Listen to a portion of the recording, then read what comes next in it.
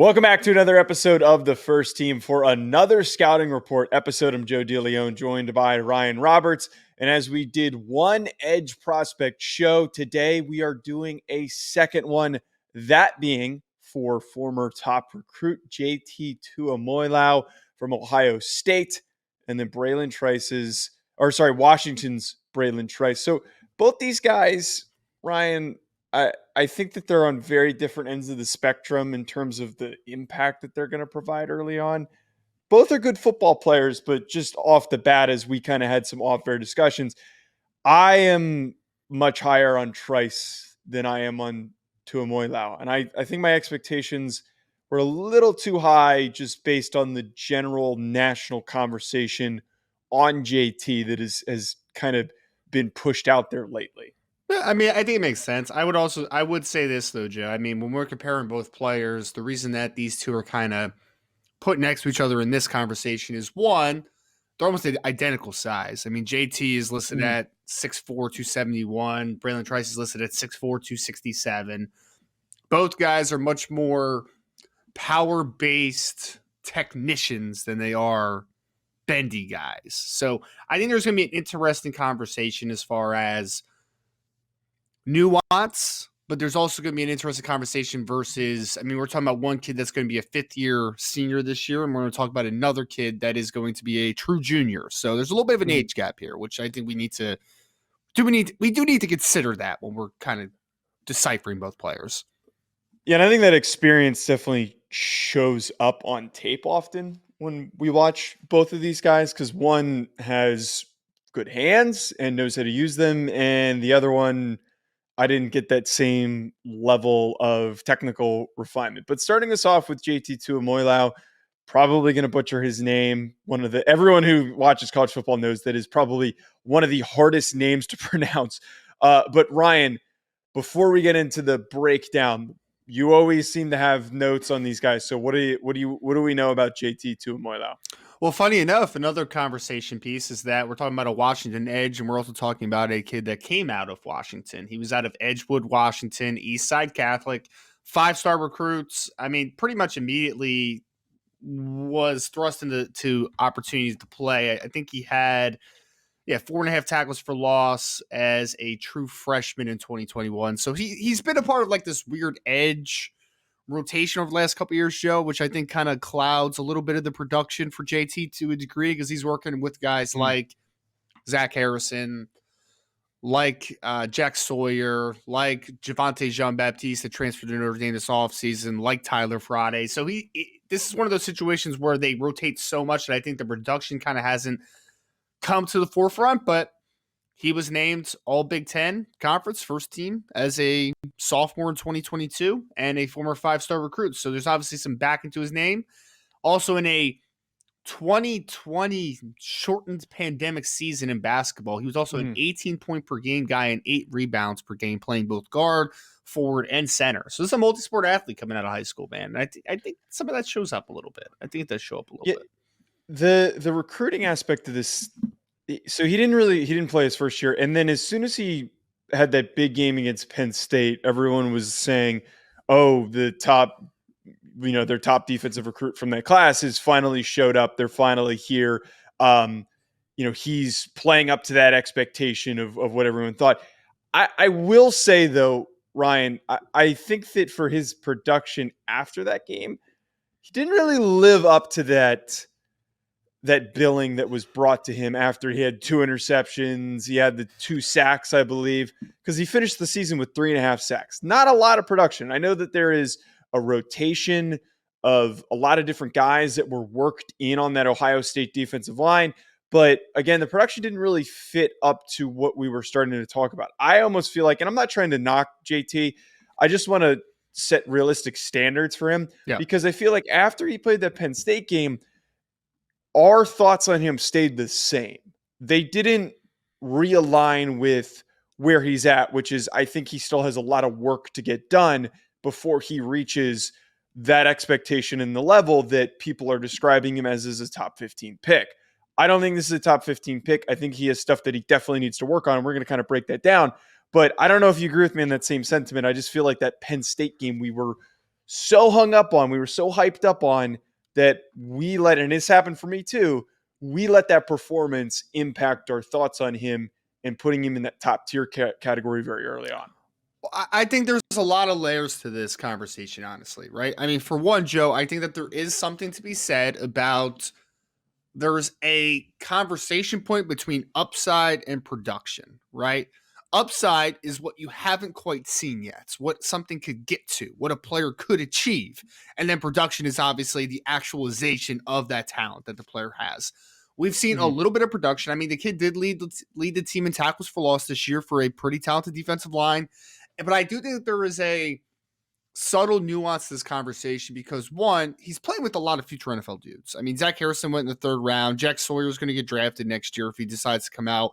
Michael Hall is a future NFL player. Tyleik Williams, if his head's on straight, is a future NFL player. So he does sacrifice some production because he plays with a lot of mouths to feed on that defensive line. So I think there's some nuance to the lack of production. I think he was pretty productive player. It's just he didn't have a ton of sacks last year because there was just a lot of mouths to feed. My biggest thing with JT is where I think we're overrating him to a large degree because I agree he's overrated. He's overrated in the sense that he should not be a top 10 pick right now considered. I just don't see that type of player. I see a very good, rock solid NFL starting defensive ends. That's what I see. I actually don't see, despite him only being a true junior this year, a younger guy, I don't see a ton of upside with a guy like JT. I see him as a high floor player that is technically very refined for his age, that isn't the bendiest rusher of all time. He's a power-based rusher that understands how to reduce angles. I think he has pretty good hand usage. So I just struggle with, I don't know where he's going to get a ton better technically, right? And I just think that he is going to be a good player in the NFL level. I don't think he's a star though. I don't. I think he's just a good 6 to 8 sack a year type of kid in the NFL, which nothing wrong with that. I think it's good. And I think that he is a ready-made run defender on the next level. I think he does a pretty good job setting a firm edge. I think he plays with strong hands. I think that he can do all that stuff in a vacuum. But I just think that we're kind of overrating the upside on this kid because he was a former 5-star. I don't see that type of talent on film. I see a solid explosiveness, good size, lack of bend. I just don't see upside as a high volume sack artist on the next level. Like, I just don't see that right now. Yeah, I think that I do see him a little bit differently because like I didn't get excited over the hand usage stuff. Like and it's not that he doesn't know how to use his hands. He doesn't disengage well. And that to me is always problem number one for an edge rusher is if they don't know how to properly disengage from blockers. Like that's something that needs to work well. He's got a pretty good bull rush like you're talking about here. He's a strong kid. He's got a good, well-built lower half. He generates good power from there. I think sometimes that shows up against the run, but I don't see a guy who knows how to get off blocks, knows how to locate the quarterback and make plays. And I think that you were telling me that his disruption stats, they were pretty good. Yeah. But it makes sense why he didn't have a lot of sacks because he just on tape doesn't look like a guy that knows how to locate the football, get off blocks, and go make plays. I just think like you're talking about, he's high floor, which makes sense because he can step in, he's going to take up space, he's going to play his role, but he's not going to be like a 12, 15 sack guy. He's never going to reach that expectation. I think there's some players that they struggle to get off of blocks and finish plays sometimes because of the technical side of the game. But I also think that there's another side though, Joe, for me. And I think that JT Tuimoloau falls more into this conversation of, I don't think he's incredibly gifted from a physical perspective. I don't think he has the longest arms of all time. I don't think he's incredibly strong. I mean, I think he's strong. I don't think he's incredibly explosive, right? Yes. So working against, I think that word that comes up with is like, I think about his game against Amarius Mims from Georgia. Amarius Mims is just much longer, much stronger, much more physically gifted. So he's not going to be able to get off against that type of kid consistently. Like, I think that's what it is more than a lack of technical prowess. I think that it's just you're seeing some limitations from him physically. I just don't think he's that guy, man. I think he's more, and people are going to take this as a big negative. I don't think it's as big a negative as people are going to act like it is. He's more Derek Barnett than he is Chase Young in that regard, right? Derek Barnett was a good player coming out of Tennessee, hustled, power profile, technical refinement, but he didn't have a ton of high upside athletic traits. That's what I see with Yeah. JT. I think he's a good athlete. I don't think he's a great athlete. I don't think he's an elite athlete. I just think he is kind of what he is, which is no problem. I mean, I would draft this kid and he would start for me at defensive ends relatively early in his career. I just don't, again, we're not talking about a double-digit sack artist every single year. I just don't see that with a Yeah. kid like JT.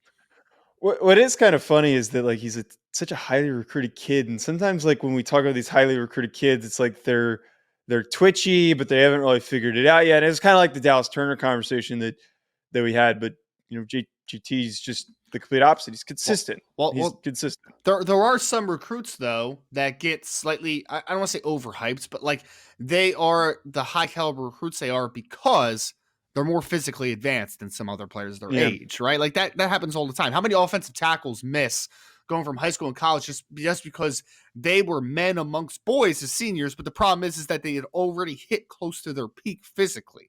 I think that's more what we're seeing with JT is that he was just a very advanced player coming out of Eastside Catholic. And I just think that it's that maturation just hasn't I think that it's kind of caught up to him a little bit quicker than maybe some other guys do. I just want to tell you folks about an exciting new partnership that we have with this channel with Underdog Fantasy. Ever since I joined, I've been having so much fun. There are so many different exciting games that make watching games during the offseason more exciting. I'm not the biggest basketball fan, but it has made it way more entertaining since I found Underdog Fantasy. And my favorite game to play so far, which I think you should try out, is Pick'em. It is so easy to play. Just pick higher or lower on your favorite player stats, and you can win up to 20 times your money in a single night. Underdog keeps it simple with their easy-to-use website and mobile apps. Pick between 2 and 5 players to fill out your Pick'em slip, get every pick right, and take home some cold hard cash. Use code HACK, HACK, hack, like the name of this channel. Use code HACK to get your first deposit doubled up to $100 by Underdog. Go sign up. You won't regret it. You're going to have a blast. Check out Underdog Fantasy. I also want to tell you folks about our other recurring sponsor that we have on this channel, that being BetOnline, betonline.ag, which is all the updated odds, news, and anything for sports betting. It's my go-to source for when I want to be betting specifically on games. I love betting on college basketball or the NBA, especially, again, during the offseason. Always looking for more fun ways to be focused in on some of these other sports. It's betonline.ag and use promo code BELIEVE50. It's promo code BELIEVE50 to get 50% welcome bonus on your first deposit. BetOnline, where the game starts.